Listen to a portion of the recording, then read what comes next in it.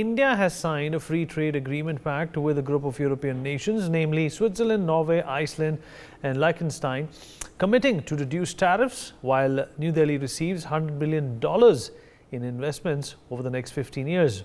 India and the members of the European Free Trade Association held 20 rounds of talks over the course of the last few years to clinch the broad-based trade and investment agreement. India is the EFTA's fifth largest trading partner after the European Union, the United States, Britain and China, with a total trade, two-way trade rather, touching $25 billion in 2023 alone. Its trade ministry has confirmed these estimates. While this pact aims to boost exports of pharmaceuticals, garments, chemicals and machinery, it also aims to attract investments in automobiles, food processing, railways and the financial sector. Well, the big question that comes out of this particular development is how is this going to bolster our already growing economy? Well, meanwhile, we'll also listen into what Union Minister Piyush Goyal had to say after this development. Gentlemen, it truly is a very momentous occasion. The signing of the Trade and Economic Participation Agreement with European Free Trade Association marks the culmination of nearly 15 years of hard work, tremendous energy and effort.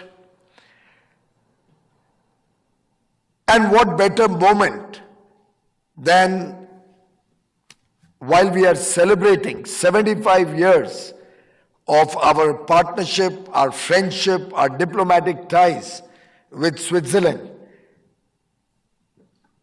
to celebrate such a momentous year with a momentous TIPA makes this a double joy for all of us present in this room. Ambassador Bhaspati Mukherjee, former diplomat, with us on the program. Dr. Jayajit Bhattacharya, President of the Center for Digital Economy Policy Research, also joins us on the show. Last but not the least, Mr. Gautam Mukherjee, Senior Journalist on the program with us as well. Ambassador Mukherjee, I'll begin with you, ma'am. Well, this is obviously a new beginning when it comes to trade and the economy for India.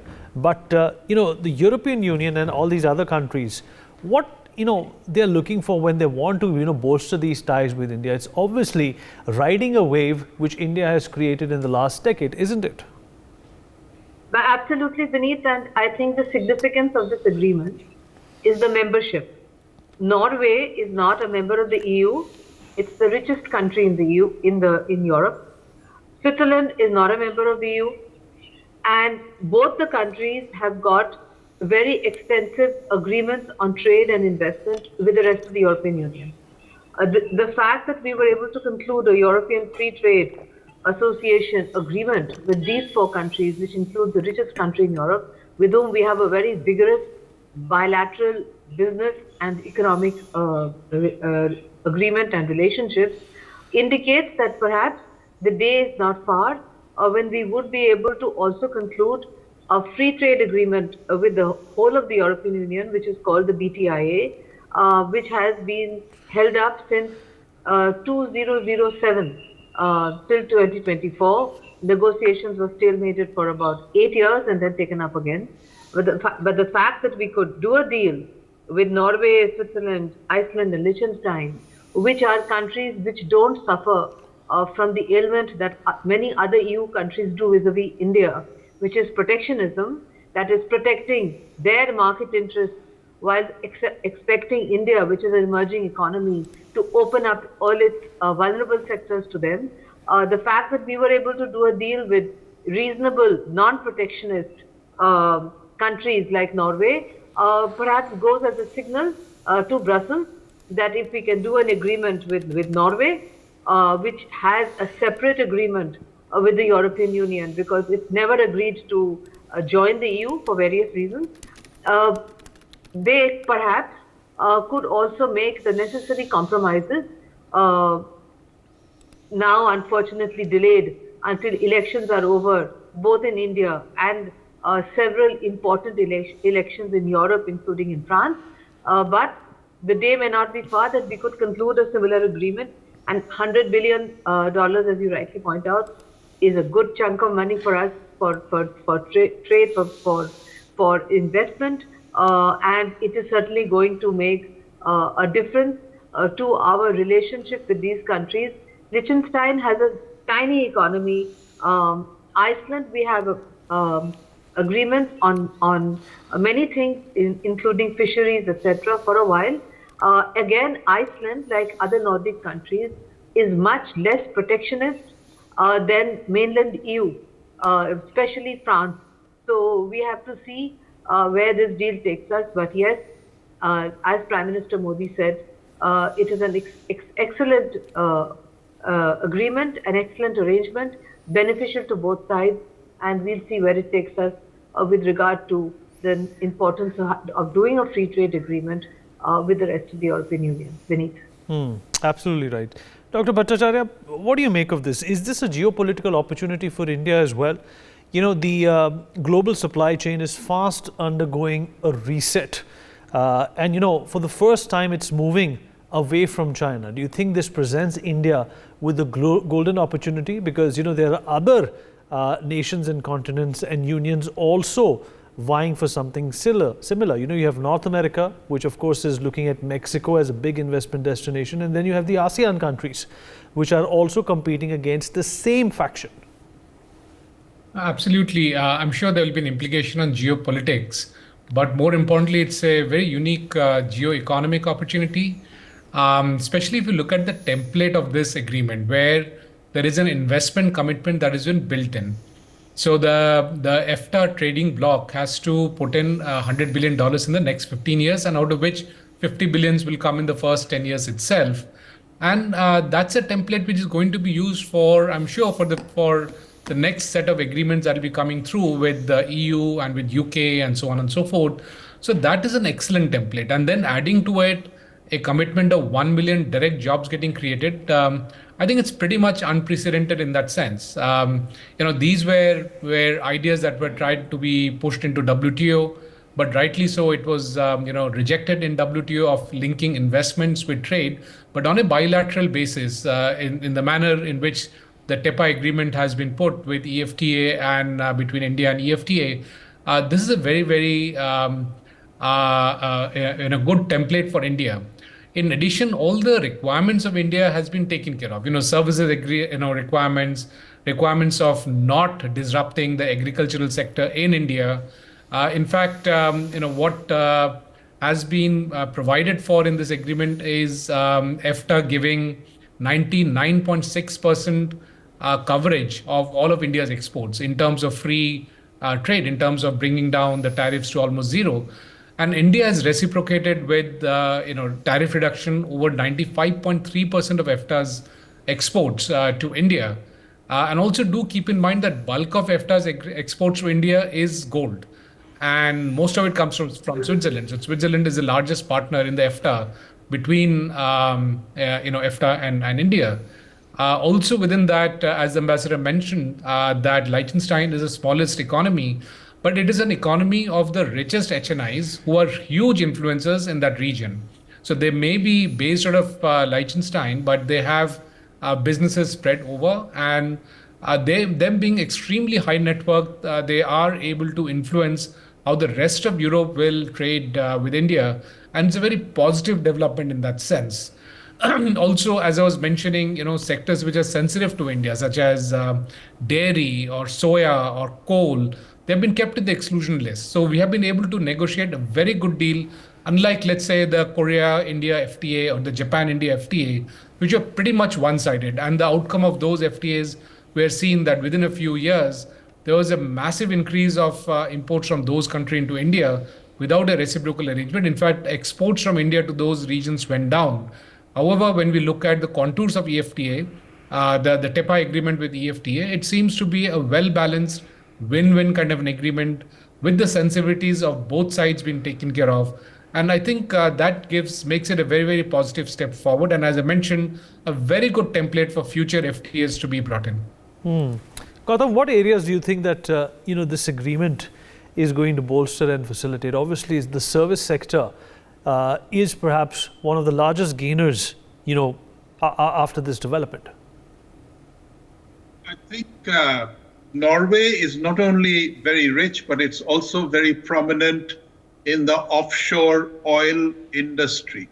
So that could be one area of bilateral cooperation under the FTA, under this new trade agreement, as well as the fact that they have broken the logjam. If the broader agreement with the EU has been going on, being negotiated ever since 2007-8.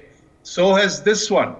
But Switzerland and Norway are very significant countries to create a first FTA in the European area, and it shows the shifting geopolitics with regard to the economic importance of India going forward. And of course, we've always had very good relationship with both countries. Norway punches way above its weight in diplomatic terms, and Switzerland is a very prominent banking and sort of gold, certainly, but it doesn't make the gold; it trades in it.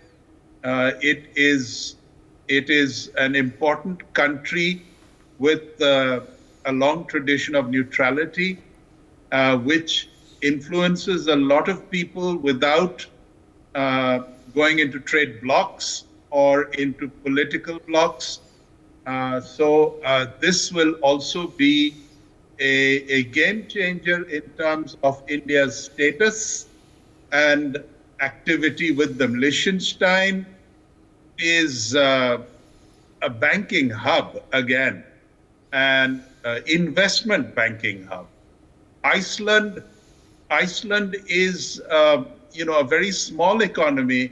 However, the fact that it is open to trade with a very large country like India in comparison is going to help us, I think, in areas such as fisheries, shipping, and all of this put together is more significant than it seems at the outset, because it involves only 4 countries out of so many in the European area. But you're also getting more and more overtures coming in from the non-Western part of Europe. People like Lithuania and Romania and so on are also bilaterally engaging with India. And it may not be long before you have another trade bloc happening with countries which are not as obvious as, let's say, France and Germany and Spain and Italy, but at the same time can certainly work towards a better relationship and big trade with India at the same time. Vinny. Right, and Ambassador Mukherjee, let's not forget that India will also gain access to innovative technology, which will further facilitate our own initiative of Make in India. Absolutely, and in that context, the fact that Norway is in is very important for us. In Iceland, in addition to what Gautam said, I'd like to add that there is a substantial component in increase in tourism from India to Iceland. It's a very, very interesting country, in fact, to visit, and it has a lot of potential for tourism and counter-tourism from Iceland to India. In fact, an Icelandic friend told me, Vineet, once that when the temperature in Iceland goes above 25 degrees, the entire country takes a national holiday. So I told him that if that was true in India, we would be on holiday almost all the time. But it's a vigorous economy and there is a lot of scope. But what is more important is the fact that these countries are outside the EU and they are tired of waiting for the EU to get over all their internal quarrels and bickering to make this agreement with India. And unfortunately, Gautam, it is not possible for Romania and countries which are members of the EU to make bilateral trade agreements with India, because under the Lisbon Treaty, they have surrendered that competency to Brussels. So they don't have that leeway. UK has that leeway after Brexit. It did not have that leeway before Brexit. So that is why this is an important signal, so to speak, to Brussels to kindly get a little more flexible and to understand that it is possible to do a trade and investment agreement together. Because what held up the BTIA, and I was present for 7 rounds of it, I can tell you, is the fact that they were not willing to give an inch with regard to investment, and they were not willing to give an inch on those areas of the trade sector which mattered to them, which that included agriculture, which also matters to us. So under those circumstances, at some point, we actually de-linked, as Dr. Bhattacharya said, we de-linked investment from trade with the negotiations on the EU in the hope that it would move faster. It did move a little bit faster, but then again it came to a stalemate. So I think in every possible way, this gives an example that if the bloc as a whole is not able to negotiate, those which are outside the bloc will definitely negotiate, and India will look at other innovative means to increase its trade with members in the bloc through competencies which have not been given up to Brussels. So in every way, I think it is politically and economically a very important signal to the bureaucrats of Brussels who are extremely protectionist and I would say quite small-minded when they deal with a large emerging economy like India, and they refuse to think of any concessions. They think all the concessions should come from our side.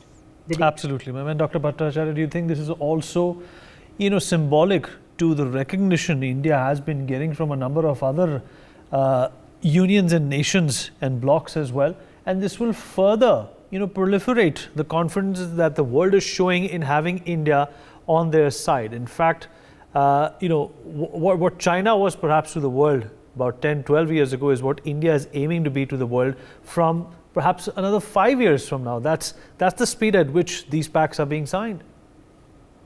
No, in fact, we are already at a place where China was about 15 years back, and we offer a much better alternative in that sense because the growth that will come to India will be a far more sustainable growth for a far longer period of time because of one, the demographic dividend that we have, and second, the governance systems that we have and the positive steps that the current government is taking.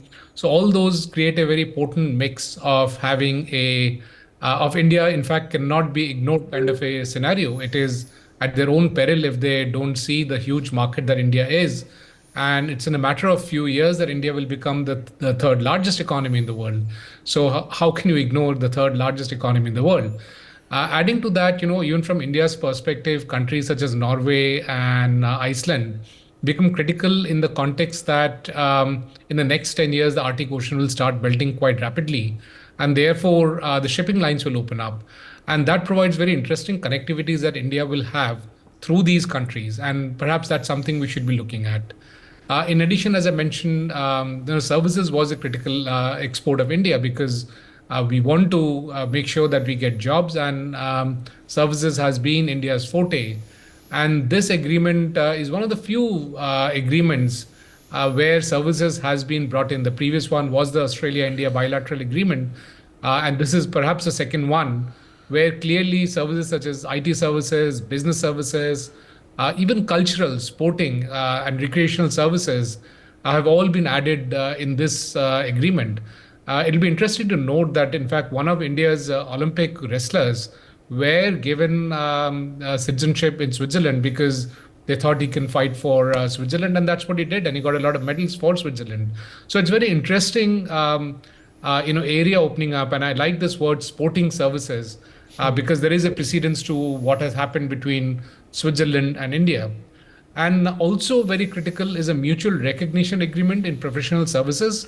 So if we have an engineer, these EFTA countries will recognize them as engineers, and going down to services such as nursing, chartered accountants, architects, and I hope that goes down to even electricians, carpenters, and so on and so forth. That'll be very interesting to have. Also, this agreement stresses on the need for trade facilitation. So clearly, European countries have been seeing or observing that there is a challenge with the documentation that India requires in terms of trade. And I think through this agreement, whatever simplification happens becomes a two-way process. It's a simplification for Indian traders also. I think that's a very good step forward. It becomes one of the reasons why India should accelerate in its trade facilitation process. Also, the agreement allows Indian businesses to actually use EFTA countries as as an island to bounce into the EU markets, and therefore, India and EU can come closer, even if the EU-India FTA is taking more time. And as Ambassador has mentioned, that because of this agreement, the European Union will probably get a push to quickly close the EU-India agreement. So under multiple dimensions, this agreement is quite a watershed agreement. And as I mentioned a little while ago, I hope it becomes a template for all future agreements. In fact, it will give a huge push to Make in India, Atmanirbhar, push to our manufacturing, our machinery, our pharmaceuticals. A lot of the large pharma companies are actually headquartered in Switzerland. And when they are being pushed to make investments into India, I'm pretty sure that a lot of pharmaceutical capacities will come up in India, which will also help the world dealing from the linkage to China. All right, Gautam. This is obviously, a good example that Dr. Bhattacharya has also given, that, the bureaucratic hurdles which have deterred a number of nations and unions in the past to ally with India are also being addressed, with the kind of movement and the swiftness with which these pacts are being put up. Yes, well, this is a Pathfinder agreement in a sense. It has taken as long as the EU agreement, which is still pending, but at least it's broken through. $100 billion over, a rather long time is not terribly significant in today's world, but it is a way forward, and that in that sense, the potential of what it can become are, as the other panelists pointed out, quite varied and vast. Now the matter is, I think, primarily a issue of recognizing India's emerging prominence, not only as a number 3 economy shortly, but a sort of vast middle income economy away from the emerging economy that it was for so many years. This creates a massive market for anybody to look at with a lot of interest. And technological cooperation is what India will be looking for in a variety of areas, because almost everything is being modernized and developed and prospected for the very first time.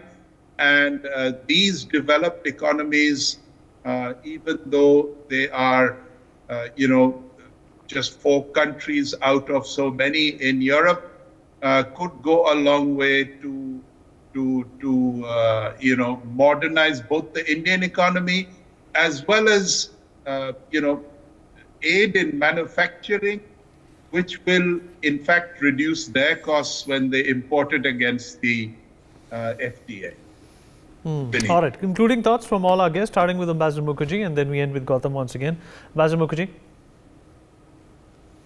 Well, I think we need to watch and wait and see which way it goes, but I have very positive thoughts about this agreement. And it also goes to show that when the other side is willing to compromise and be flexible, so are we. Because often they try to say that India is inflexible, India has problems. India is an emerging country which is negotiating a trade agreement with a trade bloc that is fully developed and which is negotiating with its full economic strength together against one country which is an emerging country and which has the same powerful lobbies as Europe does, the most powerful on both sides being the agricultural lobby, the farmer lobby. The farmer lobby is as powerful in France and the whole of Europe as it is in India. So it's not that easy to make those kind of compromises in a democracy. So I think that the first lesson out of this is that if both sides are willing to sit down and talk and listen to each other's difficulties, it is possible to thrash out an agreement and to do also what we have long told the EU, which is those sectors on which it is difficult to compromise. For example, agriculture, dairy farming, etc. Leave them aside. It is not difficult for India to reduce tariffs on French wine. In my perspective, it has been put there only as a negotiating tactic by Indian negotiators. But there are other sectors on which we cannot, particularly in an election year, compromise. So therefore, I would say, Vineet, that it gives a very powerful signal that yes, we are ready for business, we are ready for free trade agreements, but we would like to have some flexibility. If the other side is a powerful developed economy, then the other side must ensure that we get the necessary preferential treatment required for an emerging economy. Dr. Bhattacharya, quickly please, 10-15 seconds. We've run out of time. Yeah, I think, I hope this agreement leads to more diversification of the basket of goods that is being traded. 80% of India's imports is gold. So I hope, this agreement, which has been agreed upon with great maturity from both sides, now takes to the next step of diversifying the basket of goods, and also leads to a larger trade happening between the two blocks. All right. And investments that we're looking for coming into India quite quickly. Gautam, quickly, please. Well, one area that we need to remember is the integration of AI into IT, at which India is likely to be a leading light, and countries of all four of these countries could benefit from that with Indian collaboration.